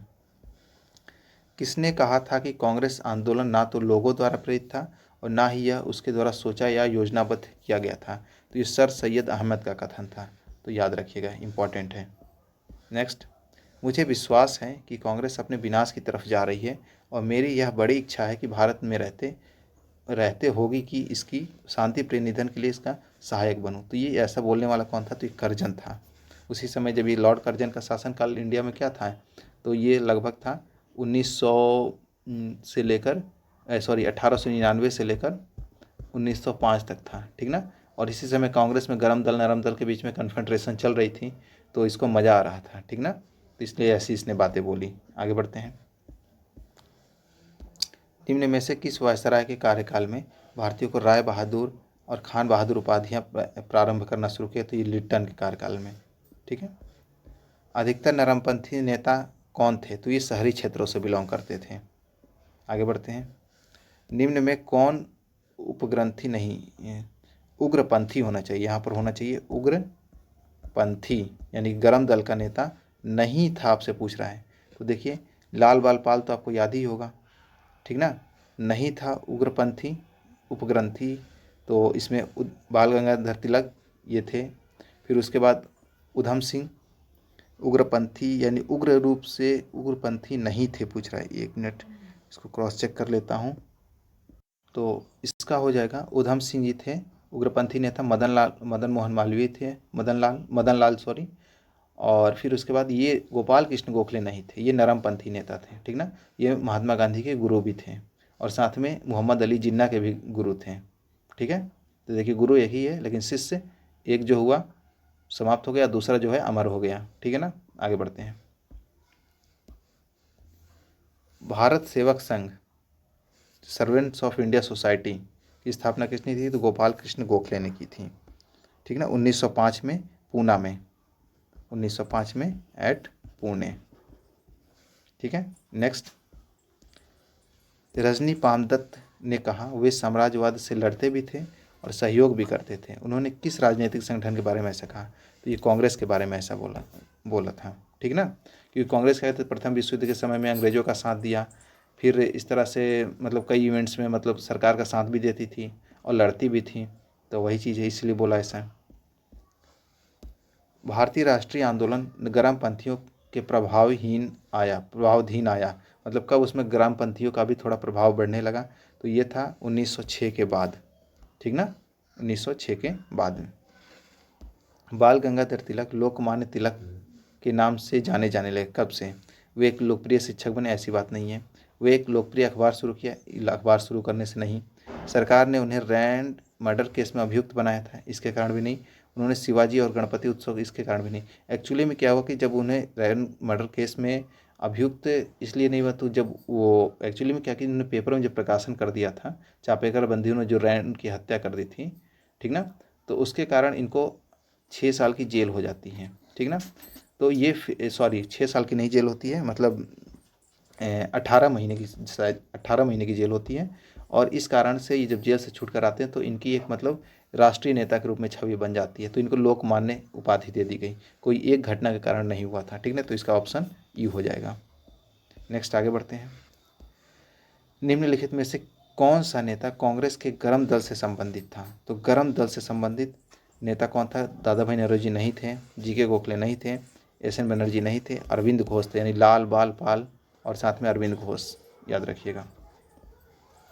नेशनल काउंसिल ऑफ एजुकेशन की स्थापना कब होती है, तो ये होती है 15 अगस्त 1906 को, ठीक है। तो 15 अगस्त 1906 को नेशनल काउंसिल ऑफ एजुकेशन की स्थापना होती है, ठीक है। नेक्स्ट, नेक्स्ट क्वेश्चन, राष्ट्रीय आंदोलन में निम्न में से किसको नरम दलीय के तौर पर नहीं जाना जाता है? तो नरम दल वाले नहीं थे तो गरम दल वाले थे, तो यानी गरम दल पूछ रहा है, यानी बाल गंगाधर तिलक, बाकी लोग तीनों लोग नरम दल वाले थे। कांग्रेस के नरम दल के नेताओं की आंदोलन की पद्धति क्या थी? नरम दल की पूछ रहा है। असहयोग, राजनीतिक वामपंथी आंदोलन, अनुकूलन, प्रतिभटन, ये सब नहीं। अब इसकी हिंदी मीनिंग मुझे ज़्यादा नहीं समझ में, लेकिन इसका मतलब ये ऑप्शन सही होगा, ठीक है ना।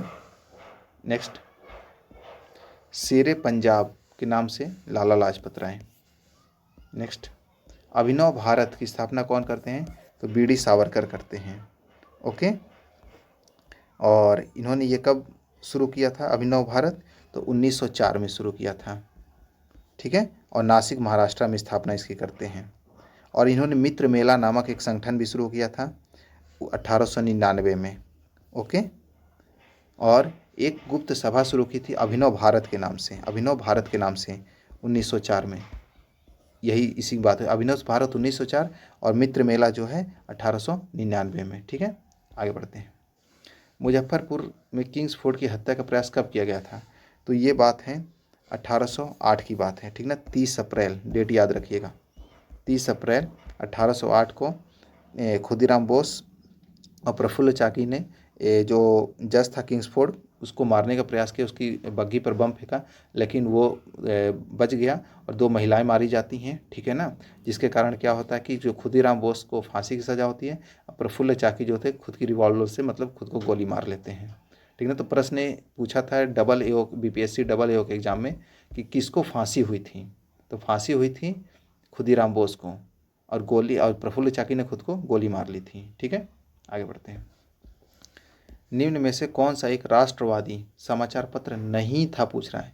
तो नहीं था, वो था the Times of India. The Hindu राष्ट्रवादी समाचार पत्र था, दी महारत्ता भी था, बंगाली भी था, द टाइम्स ऑफ इंडिया राष्ट्रवादी समाचार पत्र नहीं था। आगे, क्रांतिकारी गतिविधियों के साथ कौन सी पत्रिका जुड़ी हुई नहीं थी? नहीं पूछ रहा है इसमें, ठीक ना। तो क्रांतिकारी गतिविधियाँ, तो संध्या थी, गदर भी थी, ठीक ना, युगांतर भी थी, और यंग इंडिया नहीं थी, क्योंकि यंग इंडिया के संपादक कौन थे? गांधी जी, और गांधी जी कभी क्रांतिकारी विचारधारा नहीं, हिंसा की बात नहीं कर रहे थे, अहिंसा की बात करते थे, तो यंग इंडिया इसका हो जाएगा उत्तर। नेक्स्ट देखिए, फिर आ गया इस तरह का प्रश्न, एक पहले भी मिला था। द हिंदू, केसरी, बंगाली, हिंदुस्तानी, सुधारक के संपादकों के नाम चलिए पकड़ते हैं। द हिंदू के कौन थे? जी सुब्रमण्यम अय्यर, मुझे याद है, या किसी एक का आप पकड़ लीजिए। तो द हिंदू को मुझे पहले याद है, तो मैंने जी सुब्रमण्यम अय्यर पहले नंबर पर पकड़ा। दूसरे पर ये है, यानी बी में ये नहीं होगा, हमने इसको काट दिया, ठीक ना। केसरी पता है काफ़ी फेमस है, बाल गंगाधर तिलक, तो सेकंड नंबर पर बाल गंगाधर तिलक, तो ये भी है दोनों में।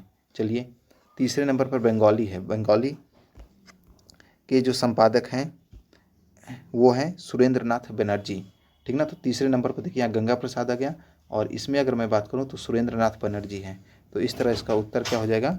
डी, ठीक ना। बहुत अच्छा प्रश्न है, इसी तरह के प्रश्न आपको फंसाने के लिए आपकी बार पूछ सकता है। नेक्स्ट, स्वराज मेरा जन्मसिद्ध अधिकार है, मैं इसे पाकर रहूँगा, किसने कहा था? तो बाल गंगाधर तिलक ने कहा था। कब कहा था? तो 1916 का लखनऊ का जो कांग्रेस अधिवेशन हुआ था उसमें बोला था, ठीक है। भारतीय क्रांति की जननी किसको बोला जाता है? तो मैडम भीखाजी रुस्तम कामा को कहा जाता है, ठीक है।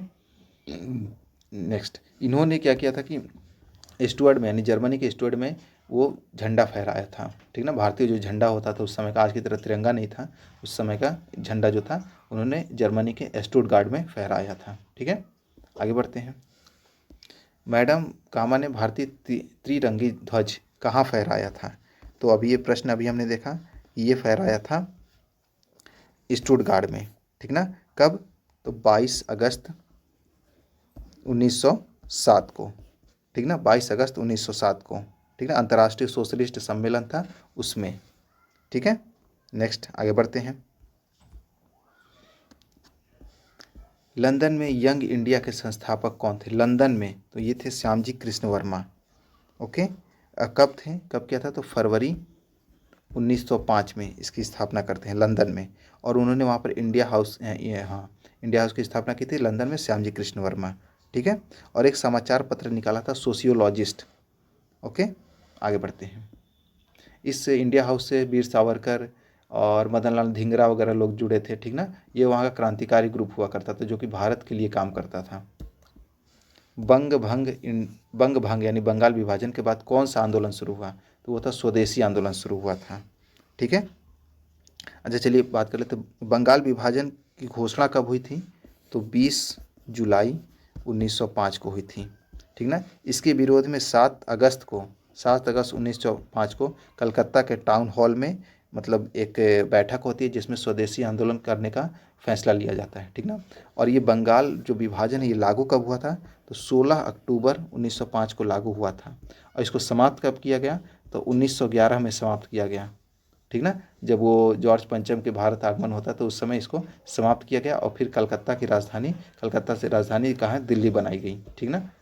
आगे बढ़ते हैं। लॉर्ड कर्जन द्वारा 1905 में किया गया बंगाल विभाजन किस वर्ष रद्द हुआ? तो अभी हमने देखा 1911 में। कांग्रेस की स्वराज प्रस्ताव वर्ष 1905 में पारित किया गया उद्देश्य प्रस्ताव था, क्या था? तो इसका क्या उद्देश्य था? स्वराज जो 1905 में प्रस्ताव पारित किया गया था तो इसका उद्देश्य था स्वशासन सुनिश्चित करना, ठीक है। आगे बढ़ते हैं। यानी कि याद रखिए कांग्रेस का जो 1905 का जो अधिवेशन होता है उसमें पहली बार स्वराज का प्रस्ताव पारित किया गया था। ये फैक्ट इंपॉर्टेंट है, ठीक है। आगे बढ़ते हैं। 20वीं सदी के प्रारंभिक वर्षों में कांग्रेस में विभाजन की प्रक्रिया शुरू हुई किस नीतियों के आधार पर? तो ये हुआ था कांग्रेस आंदोलन की रणनीतियों पर, ये भी सही बात है। कांग्रेस आंदोलन के उद्देश्यों पर ये भी सही बात है। और कांग्रेस आंदोलन में लोगों की भागीदारी पर, तो ये भी सही बात है। तो इसका हो जाएगा डी, ठीक है ना। आगे बढ़ते हैं। नेक्स्ट, मुसलमान यदि खुश और संतुष्ट है तो भारत में ब्रिटिश शक्ति का महत्तम बचाव होगा। ये कथन किसका था? तो ये था W हंटर का, ठीक ना। उसने ऐसा बोला था। इसकी एक किताब थी द इंडियन मुसलमान, उसमें इसने ऐसा लिखा था, तो याद रखिएगा। आगे बढ़ते हैं। किस वर्ष हिंदुस्तान रिपब्लिकन एसोसिएशन की स्थापना हुई थी? तो ये 1928 में हुई थी, ओके। और किसने किया था? तो इसे संस्थापक थे सचिंद्र सन्याल, राम प्रसाद बिस्मिल, जोगेश चंद्र चटर्जी और चंद्रशेखर आज़ाद। याद रखिएगा इससे भगत सिंह नहीं जुड़े थे, भगत सिंह इसमें नहीं थे, इस बात को याद रखिएगा। बंगाल विभाजन की घोषणा कब हुई थी? तो अभी मैंने आपको कुछ देर पहले बताया कि जो घोषणा हुई थी वो 19 जुलाई 1905 को हुई थी, ठीक ना। और लागू कब हुआ था? तो 16 अक्टूबर 1905 को लागू हुआ था, ठीक है। आगे बढ़ते हैं। नेक्स्ट प्रश्न, करजन वायली की हत्या के आरोप में किसे मृत्युदंड दिया गया था? तो करजन वायली की हत्या किसने की थी? तो वो थे मदन लाल धिंगरा ने की थी। कब की थी? तो 1 जुलाई 1909 में की थी। और कहाँ पर की थी? लंदन में गोली मार दी थी। और ये इंडिया हाउस से जुड़े हुए थे मदन लाल धिंगरा, ठीक है ना। तो लंदन में गोली मार दी थी, ओके। तो इसी केस के कारण जब ये केस पर छानबीन हुआ तो इसमें वीडी सावरकर का नाम आता है। और तब इसकी सज़ा, इस कारण से इनकी सज़ा मतलब उम्र कैद की, इनकी काले पानी की सज़ा होती है, ठीक है ना। आगे बढ़ते हैं। मॉन्टेगू चेम्सफोर्ड रिफॉर्म्स की रिपोर्ट क्या है भाई? तो ये था मॉन्टेगू चेम्सफोर्ड यानी कि 1919 का आधार बनी, यानी भारत सरकार अधिनियम 1919 का आधार बनती है, ठीक है। नेक्स्ट आगे बढ़ते हैं। New lands for old lake श्रृंखला 1893-94 में सर्वहारा वर्ग के साथ संपर्क से बाहर होने के लिए कांग्रेस की आलोचना की गई थी, ठीक ना। ये लेख श्रृंखला थी। इसके लेखक कौन थे? तो इसके लेखक हुआ करते थे अरविंद घोष, ठीक ना, अरविंद घोष, ओके। तो याद रखिएगा न्यू लैंप फॉर ओल्ड ये किससे संबंधित है? तो अरविंद घोष से संबंधित है, ठीक है। नेक्स्ट, काकोरी ट्रेन डकैती कांड किन क्रांतिकारियों को फांसी की सज़ा दी गई थी? तो इसमें जो फांसी की सज़ा राम प्रसाद बिस्मिल और अशफाक उल्लाह खां को दी गई थी। अच्छा ये हुआ कब था? तो गवर्नमेंट के जो डेटा के अनुसार बात करें तो ये 9 अगस्त 1925 को हुआ था। इसमें क्या हुआ था कि लखनऊ और सहारनपुर के बीच में एक काकोरी स्टेशन पड़ता है, लखनऊ और सहारनपुर के बीच में। वहाँ पर क्या हुआ कि 8 डाउन ट्रेन का नाम क्या था? 8 डाउन ट्रेन को क्रांतिकारियों ने लूट लिया, ठीक ना। और ये क्रांतिकारी इसमें कौन कौन थे? जैसे राम प्रसाद बिस्मिल थे, अशफाक उल्लाह खां थे, रोशन लाल थे, राजेंद्र लाहिड़ी थे, इन लोग को फांसी की सज़ा हुई, 4 लोग को, और जबकि चंद्रशेखर आज़ाद भी थे इसमें शामिल, तो वो भाग गए। ठीक ना। तो फांसी किनको किनको हुई थी? तो राम प्रसाद बिस्मिल, अशफाक उल्ला खां, रोशन लाल, ठीक ना, और राजेंद्र लाहिड़ी। ठीक है, याद रखिएगा। वीर सावरकर को काले पानी की सज़ा हुई थी। वसुदेव चापेकर को इसमें नहीं, वो रैंड की जो हत्या किए थे मजिस्ट्रेट, तो उसमें हुई थी 1898 के आसपास। प्रफुल्ल चाकी और खुदीराम बोस को मुजफ्फरपुर जो कांड हुआ था उसमें किंग्सफोर्ड के जो बम फेंका था यानी 1908 में, इनको फांसी हुई थी। सुरेश सेन और उधम सिंह, ये लोग, सुरेश सेन जो थे वो ढाका जो अनुशीलन समिति थी उससे जुड़े हुए थे, और फिर उधम सिंह जो थे इनको भी फांसी होती है, लेकिन आगे देखेंगे। ठीक है। हिंदुस्तान सोशलिस्ट रिपब्लिकन आर्मी के संस्थापक नेताओं में से एक थे। सोशलिस्ट रिपब्लिकन आर्मी, इसमें कौन एक थे? तो भगत सिंह थे। इसकी स्थापना कब हुई थी? तो इसकी स्थापना जो हुई थी 1928 सितंबर 1928 में हुई थी। और कहाँ हुई थी? तो दिल्ली के फिरोज शाह कोटला मैदान में। जो पहले होता था हिंदुस्तान रिपब्लिकन आर्मी ना, तो उसी को रीनेम कर दिया गया। ठीक है, आगे बढ़ते हैं। निम्नलिखित पंक्तियों को किसने लिखा है? सरफरोशी की तमन्ना अब हमारे दिल में है, देखना है जोर कितना बाजुए कातिल में है। तो ये बिस्मिल के कथन थे। ठीक ना। इनका पूरा नाम होता था बिस्मिल अजीमाबादी। ओके, बिस्मिल अजीमाबादी। ठीक है। नेक्स्ट, प्रसिद्ध गीत सरफरोशी की तमन्ना अब हमारे दिल में है कि रचयिता कौन है? तो रचयिता जो गाने वाले थे राम प्रसाद बिस्मिल थे, लेकिन रचयिता अभी हमने देखा कौन थे? बिस्मिल अजीमाबादी। याद रखिएगा, तो इसका ऑप्शन ई हो जाएगा। आगे बढ़ते हैं। इनकलाब जिंदाबाद का नारा किसने दिया था? तो ये इकबाल ने दिया था। ठीक है, ये इनकलाब जिंदाबाद का नारा जो था वो ये मोहम्मद इकबाल ने, मतलब ये इनकी कविता थी, लेकिन ये नारा के रूप में जो प्रयोग किया था वो किया था भगत सिंह ने। ठीक ना, नारे के रूप में भगत सिंह ने प्रयोग किया था, और ये जो इनकलाब जिंदाबाद कविता के रूप में दिया था इकबाल की थी। ठीक ना। आगे बढ़ते हैं। भगत सिंह राजगुरु सुखदेव को फांसी कब हुई थी? तो 23 मार्च 1931 को हुई थी। ठीक है, आगे बढ़ते हैं। सरकार के विरोध में असेंबली में बम फेंकने के समय भगत सिंह की उम्र क्या थी? तो लगभग 21 साल थी। अच्छा, ये बम फेंके कब थे? तो ये 8 अप्रैल, जिस डेट को याद रखिएगा, 8 अप्रैल 1929 को फेंका था। ठीक ना। और भगत सिंह का जो जन्म होता है वो लगभग 1907 के आसपास होता है। ठीक ना। तो इनकी जो उम्र थी 21 साल से थोड़ी ज़्यादा हुआ करती थी। ओके, थोड़ी ज़्यादा, ये बी ऑप्शन इसका करेक्ट हो जाएगा। ठीक ना। इनका जन्म जो होता है क्या बोलते हैं, सितंबर 1907 में, तो इससे थोड़ी सी ज़्यादा थी। तो याद रखिए बम कब फेंका गया था? तो 8 अप्रैल 1929 में फेंका गया था। ठीक है। नेक्स्ट, अनुशीलन समिति थी, ये कैसी समिति थी? तो एक क्रांतिकारी संगठन था।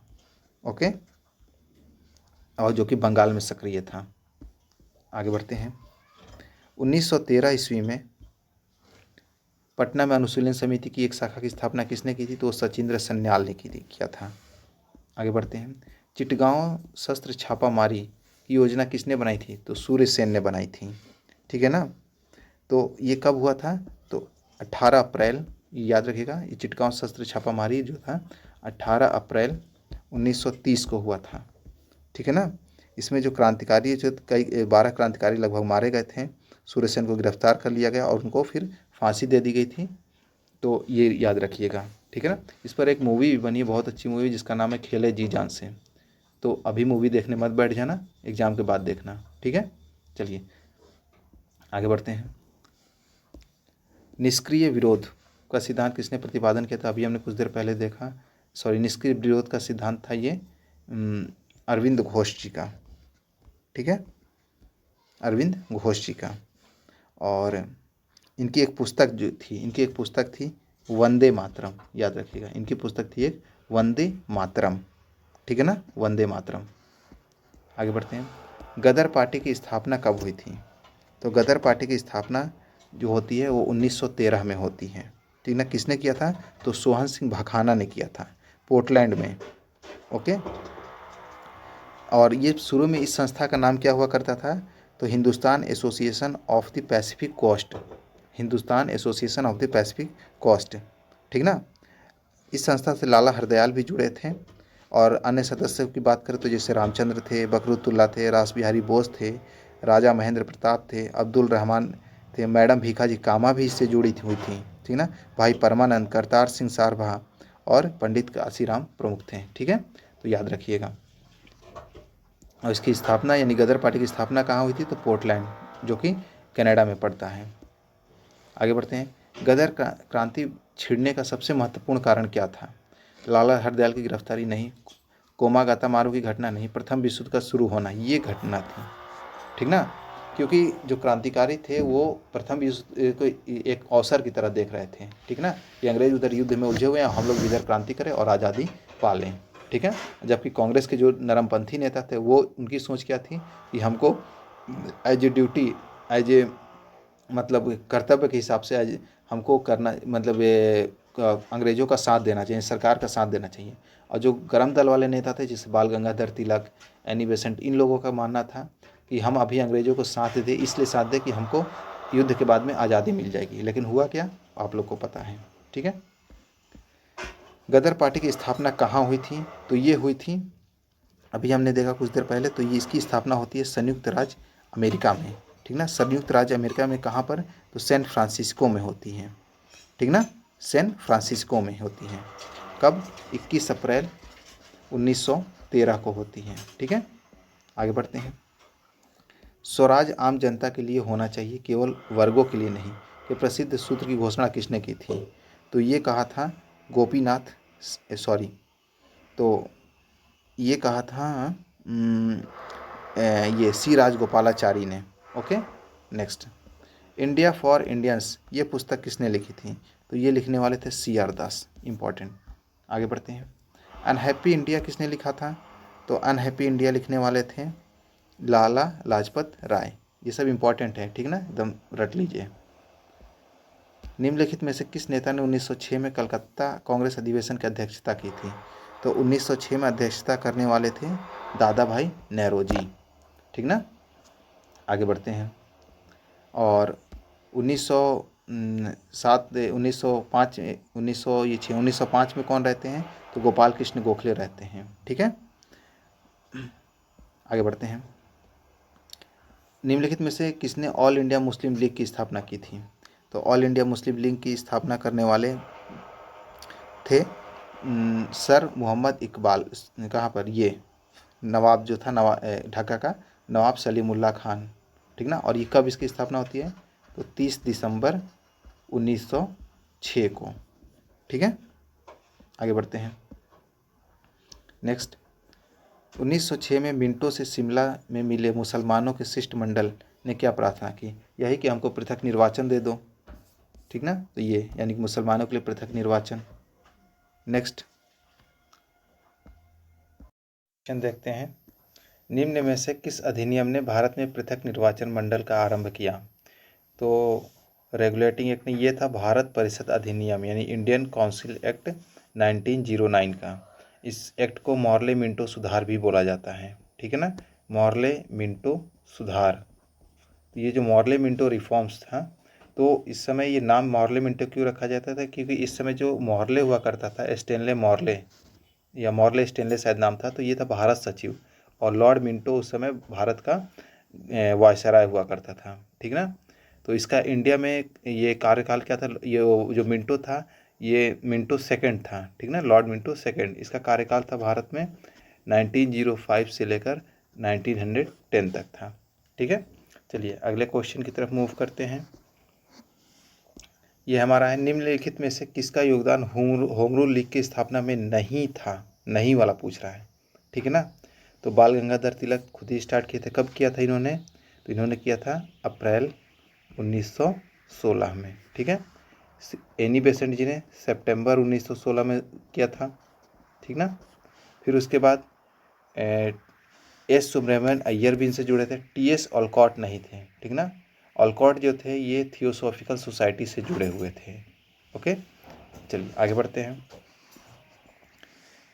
किस अधिवेशन में होम रूल समर्थक अपनी राजनीतिक शक्ति का सफलतापूर्वक प्रदर्शन कर सकें, तो ये जो है कांग्रेस के 1916 का जो लखनऊ अधिवेशन हुआ था, इसमें ये लोग अपना सफलतापूर्वक प्रदर्शन करते हैं। मतलब इनके प्रयासों से, ये जो तिलक जी और एनी बेसेंट थी, इनके प्रयासों से जो कांग्रेस में नरम पंथ और गरम दल दोनों जो थे एक्सट्रीमिस्ट जो, और इसके बाद में जो नरम दल वाले थे, दोनों में पैचअप हो पाया, ठीक है, यानी पुनर्मिलन हो पाया। और साथ में यहाँ पर मुस्लिम लीग के साथ भी लखनऊ पैक्ट होता है, मुस्लिम लीग और कांग्रेस के बीच में, ठीक है।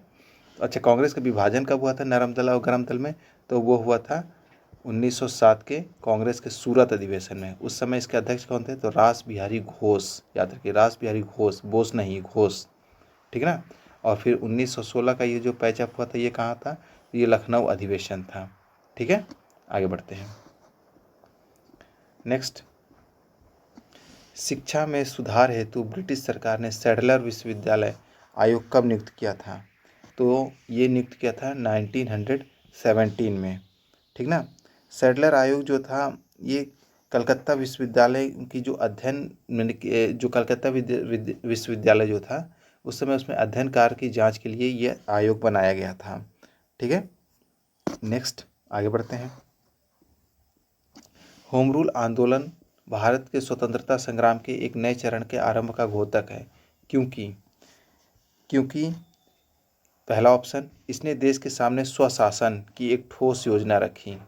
ये सही बात है। चलिए आगे भी पढ़ते हैं। आंदोलन का नेतृत्व गांधी जी के हाथ में आ गया।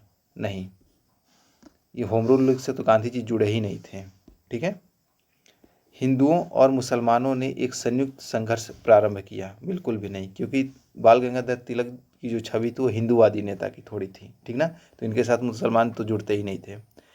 इसने अतिवादियों और उदारवादियों के बीच पुनर्मेल स्थापित किया। तो इसमें अतिवादी को तो हम नहीं बोल सकते ज़्यादा, लेकिन ये ऑप्शन इसका करेक्ट हो जाएगा, ठीक है। नेक्स्ट, आगे बढ़ते हैं।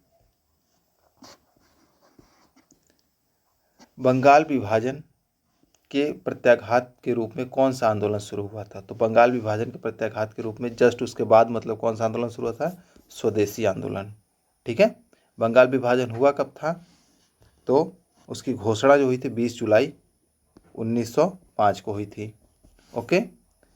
फिर कांग्रेस की जो मीटिंग होती है जिसमें स्वदेशी आंदोलन के लिए प्रस्ताव पारित किया जाता है, वो कब होती है? तो 7 अगस्त को होती है 1905 को। और ये लागू कब होता है बंगाल विभाजन? तो 16 अक्टूबर 1905 को लागू हो जाता है, ठीक ना। आगे बढ़ते हैं। नोआखाली काल में गांधी जी के सचिव कौन थे? तो ये थे प्यारेलाल, ठीक है ना। नेक्स्ट, निम्न में से महात्मा गांधी का भारत में पहला सत्याग्रह कौन सा था? तो इनका भारत में पहला सत्याग्रह जो था वो चंपारण सत्याग्रह था, ठीक है ना। अब देखते हैं यहाँ पर जो चंपारण सत्याग्रह के बारे में बोला जाता है, ये इनका प्रथम सविनय अवज्ञा आंदोलन था, ठीक ना। सविनय अवज्ञा आंदोलन था, यानी कि पहला इनका CDM था, ठीक है। फिर उसके बाद में इनकी अहमदाबाद जो मिल स्ट्राइक थी, ये कब हुई थी? मार्च 1918 में। ये इनकी प्रथम भूख हड़ताल थी, ठीक है। बारदोली सत्याग्रह कब हुई थी? तो ये 12 जून 1928 को हुई थी, यानी अहमदाबाद मिल स्ट्राइक के ठीक 10 साल बाद। इस बारदोली सत्याग्रह में ना सरदार वल्लभ भाई पटेल प्रमुख नेता बन के उभरे, ठीक है। इसके साथ बारदोली के साथ में हुई थी इसी समय खेड़ा का सत्याग्रह। तो जो खेड़ा वाला इनका सत्याग्रह था, ये प्रथम असहयोग आंदोलन था इनका, ठीक ना, प्रथम असहयोग आंदोलन, ठीक ना।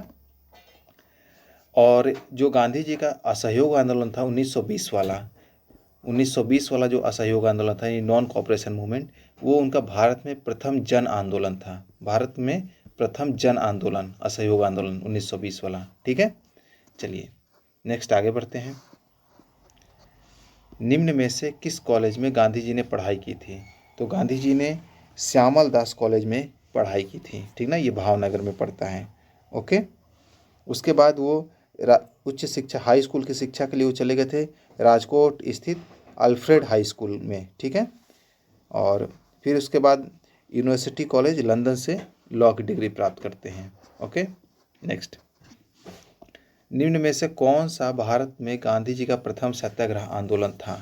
प्रथम सत्याग्रह आंदोलन जो गांधी जी का था, अभी हमने देखा, वो था चंपारण, ठीक है। नेक्स्ट, किसने यूरोपियन मिल बगान मालिकों द्वारा किसानों के शोषण की तरफ गांधी जी का ध्यान आकर्षित किया? तो ये थे राजकुमार शुक्ल। ठीक है,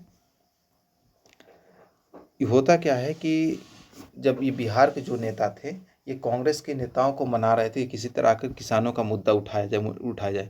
लेकिन आपको पता होगा कि पहले यानी असहयोग आंदोलन से पहले कांग्रेस में किसानों का मुद्दा नहीं उठाया जाता था, क्योंकि कांग्रेस में जितने भी लोग थे लगभग सब जमींदार थे, तो वो कभी किसानों की बात नहीं करते थे। ठीक है, तो जब लखनऊ अधिवेशन हो रहा था 1916 में, आपको पता है कि लखनऊ अधिवेशन में कई दिलों का पुनर्मिलन हुआ था, जैसे गरम दल नरम दल वाले, ठीक ना, फिर हुआ मुस्लिम लीग और कांग्रेस का पुनर्मिलन हुआ था, पैक्ट हुआ था। तो उसी क्रम में बिहार के भी नेता कुछ गए हुए थे, उन्होंने कन्विंस करने की कोशिश की कांग्रेस नेताओं को कि बिहार के जो किसानों का मुद्दा उठाइए, लेकिन वो लोग राजी नहीं हुए। फाइनली राजकुमार शुक्ल ने इस काम को गांधी जी को राजी कर लिया। ठीक ना, तो इसका उत्तर क्या हो जाएगा? राजकुमार शुक्ल। ओके, चलिए, राजकुमार शुक्ल कहाँ किस जिले के रहने वाले थे? तो पूर्वी चंपारण के। आगे बढ़ते हैं, गांधी जी को चंपारण आने का निमंत्रण किसने दिया? तो राजकुमार शुक्ल ने दिया था। नेक्स्ट, चंपारण इंडिगो में किसानों की दशा की ओर गांधी जी का ध्यान किसने आकर्षित किया? राजकुमार शुक्ल ने। गांधी जी द्वारा भारत में पहली बार सत्याग्रह आंदोलन बिहार से कहाँ से प्रारंभ किया गया? तो चंपारण से प्रारंभ किया गया था। ठीक है, चंपारण नील आंदोलन का राष्ट्रीय नेता कौन था? तो वो थे महात्मा गांधी। नेक्स्ट प्रश्न है कि प्रसिद्ध नील दर्पण जिसमें इंडिगो की खेती करने वाले किसानों के दमन का चित्रण किया गया की रचना किसने की थी? तो इसका सही उत्तर होगा दीनबंधु मित्र। चलिए इसके बारे में थोड़ा जानते हैं। ये जो नील दर्पण लिखा गया था, ये 1859-60 में बंगाल रीजन में हुए किसान, जो नील की खेती करने वाले किसान थे, उन्होंने किया था। एक्चुअली में यहाँ पर हुआ क्या था कि ये किसान लोग चावल की खेती करना चाहते थे, लेकिन अंग्रेज जो थे इनसे ज़बरदस्ती नील की खेती करवा रहे थे। ठीक है, तो जिसके फलस्वरूप यह आंदोलन भड़का। इसके प्रमुख जो नेता थे वो थे दिगंबर विश्वास और विष्णु विश्वास। ठीक है ना, याद रखिएगा, दिगंबर विश्वास और विष्णु विश्वास। ठीक है, और ये जो क्षेत्र में फैला था, जैसे बंगाल के नादिया, पबना, खुलना, ढाका, मालदा, दिनाजपुर इत्यादि क्षेत्रों में ये फैला था। ठीक है, इस समय का एक और प्रमुख अखबार था जिस आंदोलन को बहुत प्रसारित किया अपने अखबार के माध्यम से, वो था हिंदू पैट्रियट। ठीक ना, हिंदू पैट्रियट, ये अखबार था हरिश्चंद्र मुखर्जी जी का। ठीक ना, तो याद रखिएगा, हिंदू पैट्रियट हरिश्चंद्र मुखर्जी जी का अखबार था।